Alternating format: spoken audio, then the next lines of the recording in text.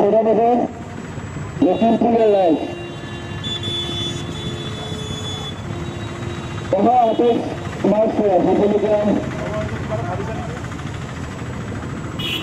বিধানসভা নির্বাচনের পর লখিমপুর প্রচার গাঁও বসায় এখন আইন স্টেশনের বিরুদ্ধে এই সংগ্রামের যাত্রা নির্মলভাবে আগবাঢ়িছে। লখিমপুরের ৰাইজৰ আশীৰ্বাদ বিচাৰি আপোনালোকৰ মাজত আহিছো। আপোনালোকে জানে আজি লখিমপুৰ বিধানসভা সমষ্টিৰ অন্তৰ্গত প্ৰায় 14খন পঞ্চায়ত 14টা পৌৰসভাৰ অন্তৰ্গত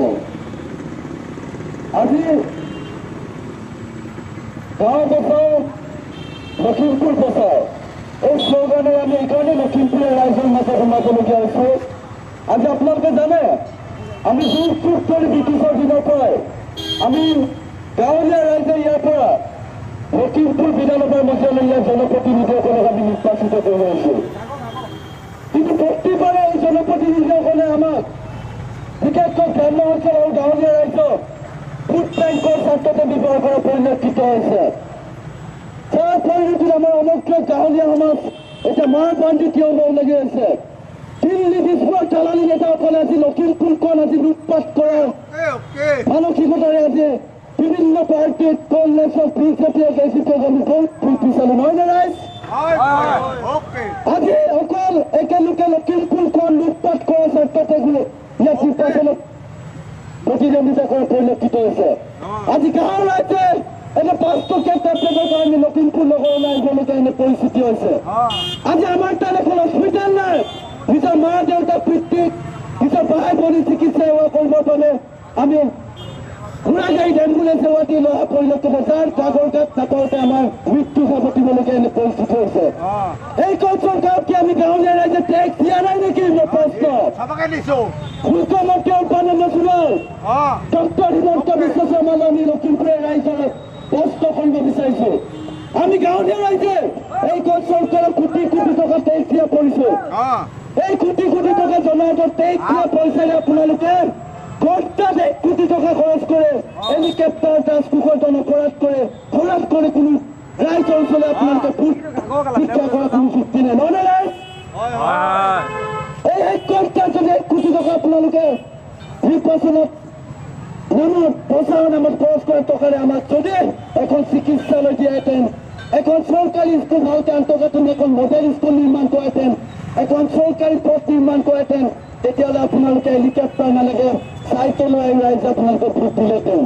আপোনালোকৰ দম আছে, যদি দম আছে আপোনালোকে দিল্লী বিস্ফোৰক প্ৰেছ মিটত কৰি যদি আমি চৰকাৰে কাম কৰিছো, যদি কাম কৰা নাই তেতিয়াহ'লে ভোট দিব নালাগে বুলি আপোনালোকে আহ্বান জনাব পাৰিলেহেঁতেন। আজি আপোনালোকে অচৰল গাঁৱলীয়া ৰাইজক অকল টকা পইচা দি ভোট কিনা পৰা ৰাজনীতি এতিয়া আৰম্ভ হৈছে। এইবাৰ আহ্বান জনাইছো আপোনালোকে ৰাইজ ইয়াত জিন্দগীদাৰ পইচা দালালি পইচা দুৰ্নীতিৰ অকাত সম্পত্তিৰে লুটপাট কৰা নেতাসকলে আপোনালোকে পইচা দিলে পইচা ল'ব, কিন্তু ভোট নিদিব। এইটোৰ কাৰণে ভোট নিদিব। আমাৰ ৰাইজৰ গোটেই আত্মসাৎ কৰা পইচাবিলাক একেলগে ইয়াত টকাৰ পাহাৰ বিলাব। ৰাইজ আপোনালোকে জানে আজি ভোট পেলাই পঞ্চায়তৰ গাঁৱৰ ৰাইজ কিমান সংগ্ৰাম কৰি আছে। আজিলৈকে কিন্তু লেট্ৰিনৰ এখন ব্যৱস্থা নাই। এই ৰাজ্যে ব্ৰিটিছৰ দিনৰ পৰা আজিলৈকে প্ৰতিপত্তি দেখা নাই। নিজৰ প্ৰাপ্ত হোৱাৰ কাৰণে এখন এম্বুলেন্স সেৱা দিব পৰা নাই। ক'ত ক'ত ছাত্ৰ ছাত্ৰীসকলে আজি তাৰিখত এখন মডেল স্কুল নথকাৰ বাবে, এখন ভাল গুণগত শিক্ষা নোপোৱাৰ কাৰণে একেলগে কোন কোন ছাত্ৰ ছাত্ৰীৰ ভৱিষ্যত অতি অন্ধকাৰ। ৰাইজ আপোনালোকে জানে আমাৰ এই ৰাজকুকৰজন কেনেকৈ হোৱাটো চৰকাৰে অকল একেলগে নিচা প্ৰলোভনৰ প্ৰতিশ্ৰুতিৰে আমাৰ জনতাৰ মাজত আকৌ এই দুৰ্নীতি ভ্ৰষ্টাচাৰ বিজেপি চৰকাৰে কেনেধৰণে কেনেকৈ গাঁঠিত দখল কৰা চৰকাৰে এওঁলোকে অহা পৰিলক্ষিত হৈছে। এতিয়া আপোনালোকে জানে একেলোকে অকল একাউণ্ট হিতাধিকাৰী ৰাজকুকৰজন আমাৰ চৰকাৰৰ ৰাইজে দিয়া টেক্সৰ পইচা অৰ্থনৈতিক বিপৰ্যস্ত কৰি হিতাধিকাৰী সৃষ্টিৰে এওঁলোকে অকল আমাৰ ৰাইজৰ টকা ভোট কিনাকে বেচা কৰা পৰিলক্ষিত হৈছে। আমি মজা ল'ব লাগিব। এতিয়া আমি পাৰ্টি চালে নহ'ব, আমি কংগ্ৰেছ চালে নহ'ব, বিজেপি চালেও নহব, এজিপি চালেও নহব। লখিমপুৰীয়া জনতাৰ এই গ্ৰাম্য সমাজৰ আৱেগ অনুভূতি বুজি পোৱা গ্ৰাম্য সমাজখনৰ পাছৰৰ পৰা আপোনালোকে জনতাৰ নেতা নিৰ্বাচন কৰিব লাগিব। এই নিৰ্ণয় পাই আপোনালোকে বচন দিছে প্ৰতিশ্ৰুতি নহয়। যদি ইয়াৰ বিধানসভাৰ পৰ্যায়ৰ পৰা যদি নিৰ্বাচিত হৈ যদি পঠিয়াও, লখিমপুৰ গ্ৰাম্য সমাজখনৰ উদ্ধাৰৰ কাৰণে অশেষ চেষ্টা কৰিম। কোনো কাৰণে নৈপৰীয়া জীৱনৰ কাৰণে ভাবুকি চৈপৰীয়া অনা NSPC বিজ্ঞান বন্ধ কৰাৰ পৰ আমি জলবীমা কেতিয়াও নিবিচাৰো। আপোনালোকে জানে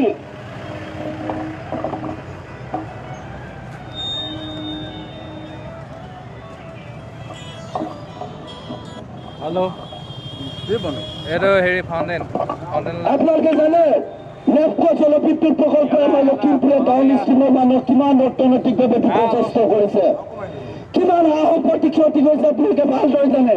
4,5 মিটাৰ মেগাৱাটৰ জলবিদ্যুৎ প্ৰকল্পই আজি যদি নামনি অংশ যদি ধ্বংস কৰিব পাৰে, 2,000 মেগাৱাটৰ সোৱণশিৰি ব্ৰিজ ডেমে আমাৰ কিমান ক্ষতি কৰিব। মাজুলী ইতিহাস হ'ব, লখিমপুৰ ইতিহাস হ'ব। গতিকে ব্ৰিজ ডেমৰ লবি সমৰ্থন কৰা এই চৰকাৰী এজেণ্টবিলাকক আমি পৰাই দিব লাগিব। বিজেপি চৰকাৰ উৎখাত কৰিব লাগিব। এইটো কাৰণে আজি ৰাজনাথ সিঙে যেতিয়া বিজেপি চৰকাৰ ক্ষমতাত অহা নাছিলে, মুখামুখত আমি যেতিয়া চৰকাৰ আহিম তেতিয়াহ'লে বিজ্ঞান বন্ধ কৰা হ'ব বুলি প্ৰতিশ্ৰুতি দিয়াৰ আৱেগ অনুভূতি চৰকাৰ এনেকুৱা চৰকাৰ গাদীত বহালে। কিন্তু এই বিজেপি চৰকাৰে এতিয়া ভয়ংকৰ যে সোৱণশিৰি বিজ্ঞানৰ এতিয়া সমৰ্থন। গতিকে ৰাইজ কোনো কাৰণতে সহ্য নহ'ব। এই লখিমপুৰীয়া যুগ সন্তান গাঁৱলীয়া সমাজৰ সন্তান নিৰ্মল পাইঙে যদি কাইলৈ বিধানসভাৰ মজিয়ালৈ যদি প্ৰৱেশ কৰে, কোনো কাৰণতে বিজ্ঞান মজিয়াব। যি বিজ্ঞানে আমাৰ জীয়াই থকাৰ অধিকাৰ কল্প কৰিব, এই বিজ্ঞান কিন্তু বন্ধ কৰিবলৈ আমি সাজু আছো। ৰাইজ এটা কথা স্পষ্ট, যি মূলা পাৰে দুপাতত আছিল। এচাম জনপ্ৰতিনিধি আমাৰ গ্ৰাম্য সমাজখন মুখন দুখন কৰি শেষ কৰি দিছে। কণ কণ ছাত্ৰ ছাত্ৰীলৈকে যিখন স্কুলত LP স্কুলত পঢ়ে এই ছাত্ৰ ছাত্ৰীসকলৰ ভৱিষ্যত অতি অন্ধকাৰ। দিল্লীত যদি অৰবিন্দ কেজৰিৱালে যদি মডেল স্কুল গাঁৱে গাঁৱে যদি নিৰ্মাণ কৰিব পাৰে, কেন্দ্ৰীয় বিজেপি চৰকাৰ, অসমত বিজেপি চৰকাৰ কিয় গ্ৰাম্যাঞ্চলৰ আমাৰ ৰাজকোষৰ ধৰণে আমাৰ ৰাইজে দিয়া টকাৰ পইচাৰে আমাৰ কোৱালিটি এডুকেশ্যন মডেল স্কুল কিয় প্ৰতিষ্ঠা কৰিব, তাৰ কাৰণে জবাব দিব লাগে। ৰাইজ আজি আমাৰ কণ কণ ছাত্ৰ ছাত্ৰীসকলে নিজৰ উচ্চ অধিকাৰ পাব লাগিব। আমি এই কণ কণ দুখীয়া ছাত্ৰ ছাত্ৰীসকলৰ খেতিয়কৰ সন্তান হওক, ৰিক্সাৱালা ককাই দেউৰ সন্তানেই হওক, এই ৰিক্সা সন্তানৰ ককাই হওক, সকলোৱে কিন্তু দুখীয়া এই চৰকাৰী স্কুলত পঢ়িলে ভাল জনসাধাৰণ ভাল শিক্ষা পাব পাৰিব লাগিব। গতিকে ৰাইজ এই হিমন্ত বিশ্ব শৰ্মা বোলাজন আজি আটাইতকৈ ব্যৰ্থ মন্ত্ৰী, একেবাৰে ডাঙৰ ডাঙৰ কথা কয়। আজি একেবাৰে শিক্ষা বিভাগত আজি 15-20 বছৰ ধৰি আছে, কিন্তু সামগ্ৰিকভাৱে এই অসমৰ গ্ৰাম্য সমাজখনৰ শিক্ষাৰ পৰিৱেশটো যে ধ্বংস কৰিছে এয়া প্ৰমাণিত হৈছে। গতিকে ৰাইজ বিজেপিৰ এই মিছা প্ৰলোভন মিছা প্ৰতিশ্ৰুতিত আপোনালোকে ভুল নাযাব। চিণ্ডিকেটৰ টকা ইয়াত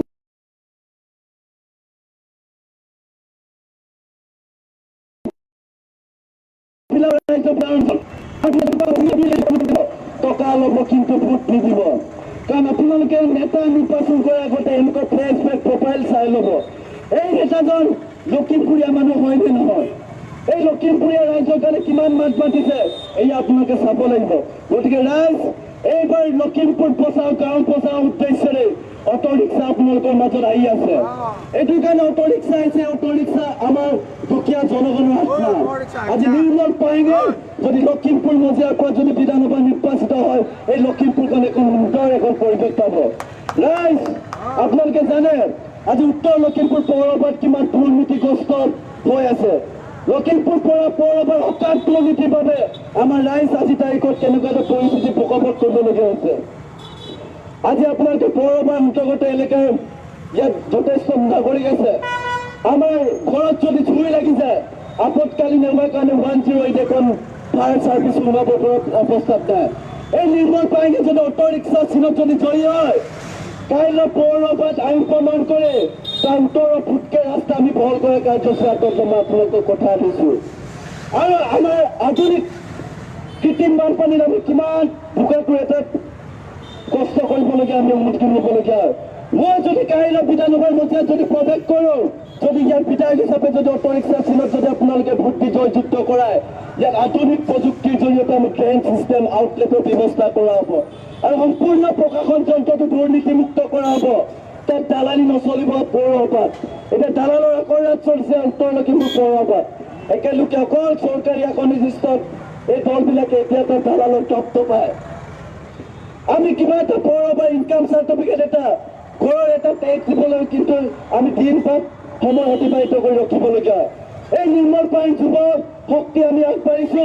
যদি এই নিৰ্মল পাইনে যদি অটো ৰিক্সা চিনত যদি ভোট দি জয়যুক্ত কৰে, তেতিয়াহ'লে আপোনালোকৰ ইয়াত অফিচিয়েল চিষ্টেমবিলাক চব আধুনিকীকৰণ হ'ব। কিবা যদি অভিযোগ দিবলগীয়া হয়, তেতিয়াহ'লে হোৱাটছআপ বা মেইল বা ফেচবুকৰ জৰিয়তে আপোনালোকক মই একশ্যন লোৱা দেখাই দিম। ৰাইজ, মই আৰু বিশেষ দীঘলীয়া বক্তব্য ৰাখিব নিবিচাৰোঁ। আমি আপোনালোকে দোকানত আছে কণ্টেক্ট হয়, কিয় হয় আপোনালোকে শুনি আছে, মই বহুত ধন্যবাদ পাইছোঁ। আপোনালোকে সময় নষ্ট নকৰে।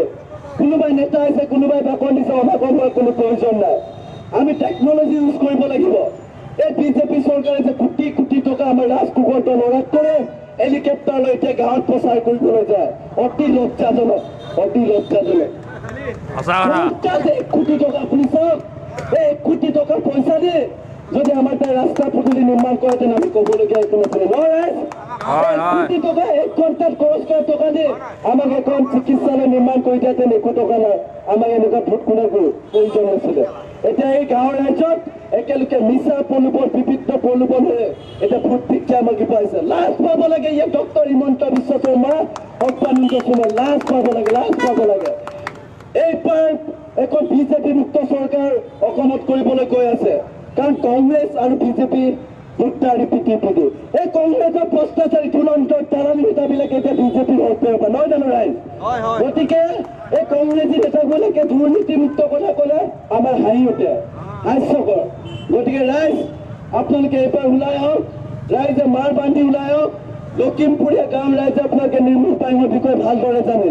সেই নিৰ্মল পাইঙে প্ৰাপ্য সমাজৰ কাৰণে কেনেকৈ যুগ ধৰি যুঁজ দি আছে, প্ৰাপ্য অধিকাৰৰ কাৰণে মাত মাতিবলৈ ওলাইছে। ৰাইজ, আপোনালোকৰ মাজত কোনো বেনাৰ হোৰ্ডিং নাই, কোটি কোটি টকা বেনাৰ হোৰ্ডিং পোষ্টাৰ কাৰ্যালয় নিৰ্মাণ কৰি আপোনালোকৰ ওচৰত মই যাব নোৱাৰো। আপোনালোকে ঘৰতে বহি আজি তাৰিখৰ পৰা সিদ্ধান্ত লওক, আমি ভোট এইবাৰ কাক দিম। যিটো ভোটে আমাৰ লখিমপুৰীয়া সমাজখনক উদ্ধাৰ কৰিব পাৰে, লখিমপুৰ ভৱিষ্যত দিক নিৰ্ণায়ক হ'ব পাৰে, তাৰ বাবে আপোনালোকে ওলাই আহক মাৰ বান্ধি। কাৰো প্ৰলোভনত কিছু আপোনালোকে অলপ ক্ষুদ্ৰ স্বাৰ্থ ত্যাগ কৰে এইবাৰ জনসাধাৰণে নিৰ্দলীয় এজন পাৰ্টীক আপোনালোকে বিজয়ী কৰক। এইয়া নিৰ্দলীয় পাৰ্টী নিৰ্মল পাইঙক যিকোৱা মানে অলপভাৱে আমাৰ লখিমপুৰীয়া ৰাইজ আজি মাৰ বান্ধি ওলাই আহিবলৈ মই আহ্বান জনালো। ধন্যবাদ। জয় ধন্যবাদ।